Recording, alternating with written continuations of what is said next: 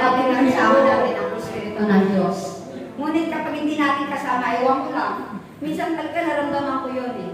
Pero sa ngayon, sa oras na ito, damang-dama ko ang Espiritu ng Diyos. Tayo nagkakaisa sa awitan at sayawan kay Amang Yahweh. Parang nakalbo natin ang ating buhay.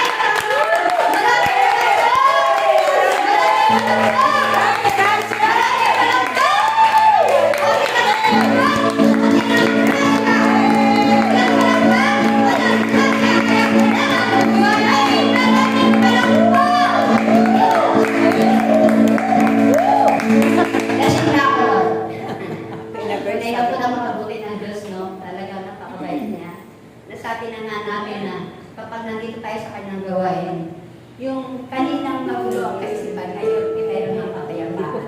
Huwag na tayo lumayo sa ibang medyo ngayon, kung tayo nananalig at nagtitiwala sa Diyos, may kapayapaan ba narating? Dumating na! Matagal na sa atin ang kapayapaan, bigay ng ating buhay na Panginoon. Amen? Mapayapa na ba? Mapayapa na ba sa natin? Amen? Palapakan ba natin ang ating buhay ng Panginoon? Mapayapa at masaya ko. Yun lang naman ang makikita sa atin na tayo po ang natitiwala sa Kanya, mayroon kang kapayapaan. Kapag magulo ang ating kaisipan, hindi yan galing sa Kanya. Kaya nga iwasin mo na kagad. Palalasin mo. Amen? Magagawa ka ng Diyos yun?